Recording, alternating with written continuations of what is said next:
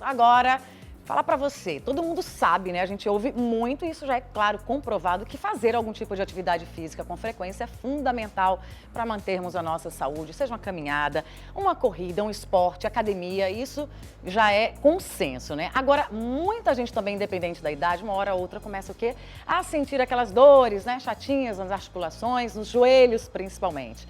Bom, e para falar sobre esses cuidados que devemos ter e também as soluções, nós convidamos aqui o Dr. Tasso Alarcon, ortopedista, que é especialista em joelho, uma áreazinha que mais cedo ou mais tarde vai dar um trabalhinho, né, doutor? Bom dia. Vamos começar falando então dos cuidados. Tem como a gente se precaver, digamos assim, de lesões nos joelhos ou não? Mais cedo ou mais tarde todo mundo vai ter uma dorzinha mais forte ou mais leve, independente aí se faz ou não exercício. Isso, bom dia Lívia, bom dia telespectadores, é um prazer estar aqui novamente falando sobre esse tema tão importante que é a saúde dos nossos ossos, das nossas articulações, né?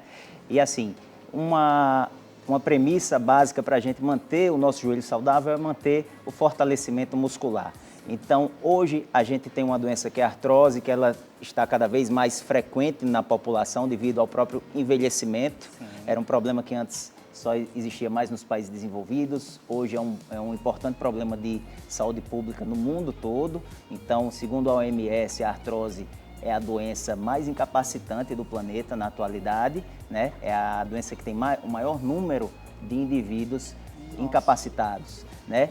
E como é que ela se apresenta logo de início para as pessoas já, por exemplo, já começou a sentir o quê? Ela começa geralmente da mesma maneira para todo mundo?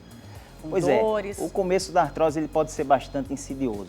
Existe a artrose que a gente chama de gonartrose primária, que ela surge com o envelhecimento, o paciente não tem nenhuma comorbidade e o próprio envelhecimento acaba causando esse desgaste. E a gente tem também a artrose secundária, que é aquela que é secundária ou a lesões, pós-traumática, após algum acidente, ou então quando o paciente tem alguma doença crônica, como uma artrite reumatoide, um lúpus, uma artrite psoriática, isso acaba, essa doença acaba causando secundariamente uma artrose, um desgaste do joelho. Entendi. Agora, como a gente sabe, né, está atingindo aí muita gente, mas se não tem como precaver, digamos assim, tem essa questão do fortalecimento, seria através também de exercício?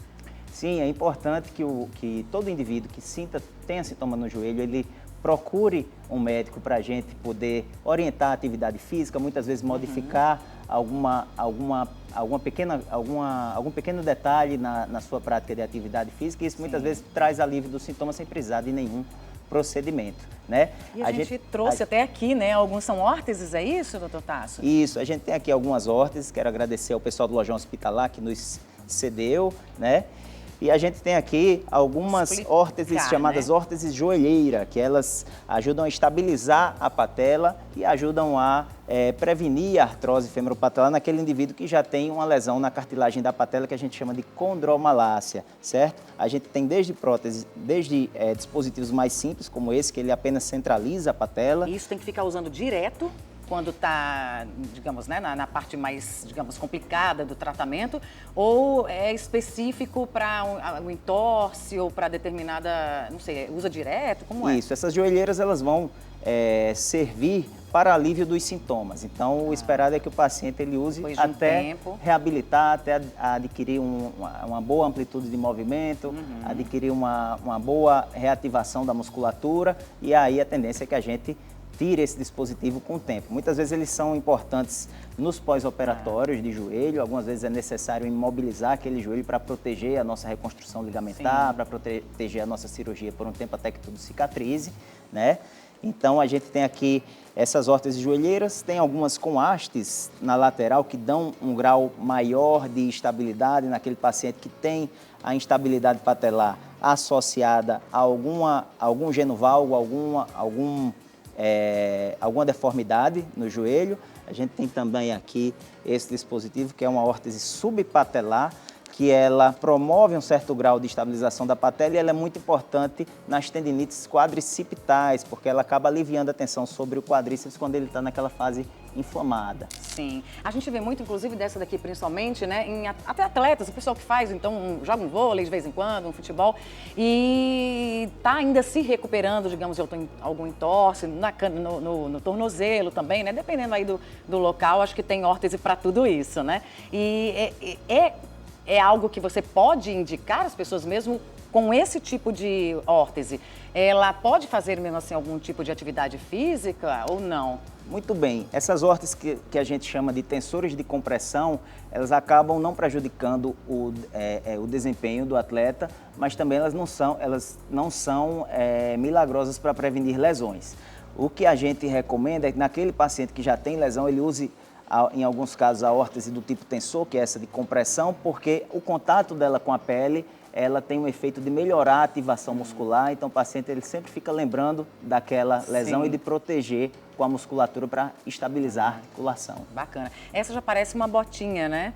Essa aqui é o RoboFoot. Ela é muito utilizada nas entorses de tornozelo, então em lesões ligamentares não cirúrgicas do tornozelo, o tratamento pode ser feito todo com ela. Em alguns casos de pós-operatório, de fraturas de tornozelo, no estágio inicial, quando o paciente vai retornar à deambulação após uma fratura de tornozelo, e também ela é muito usada no pós-operatório do tornozelo, das cirurgias do tornozelo e do pé, porque muitas vezes o médico quer que o paciente ele fique um tempo sem pisar até a cicatrização da lesão, e esse período de ficar sem pisar faz com que o pé do paciente fique para baixo e haja uma retração aqui no tendão calcâneo, que é o tendão de Aquiles. Então o uso da órtese ajuda a manter esse tendão alongado e prevenir contraturas musculares. Eu já torci tornozelo algumas vezes, a botinha foi recomendada e ela pode substituir a questão da muleta, porque você não pode ficar colocando o pé no chão, né? Ou não? Essa é mais recomendada ou depende de caso? São usos distintos? Isso. No início da deambulação, a gente costuma associar a botinha que a gente chama de RoboFoot, que é a órtese do tipo bota, junto com algum dispositivo para ajudar na deambulação, que pode ser a muleta de apoio, a muleta canadense, que é de apoio no cotovelo, a muleta de apoio axilar, e naqueles pacientes que têm uma fraqueza muscular na outra perna, ou então pacientes idosos que comumente têm um tônus muscular diminuído, a gente orienta que use de preferência o andador de 4 apoios, porque isso faz com que o paciente ele utilize menos energia para se equilibrar na hora de se locomover. Pronto. Então o paciente tem aí muita coisa então, à disposição aqui mesmo em Natal, né? Isso é importante salientar. Obrigada, viu, doutor Tasso, pelas explicações, tá? E cuide bem do seu joelho, né? Todas as articulações aí do corpo, mas precisando, a gente sabe então que em Natal, várias opções. Os contatos estão aqui embaixo, inclusive, né? Para quem quiser, né, tiver precisando de algum tipo de produto como esse, @Lojão Hospitalar RN, né, e também o @ Dr. Tasso, né, Tasso Alacon, tá aqui, se você quiser um ortopedista especialista em joelho, também tá aqui tudo disponível. Muito obrigada, viu?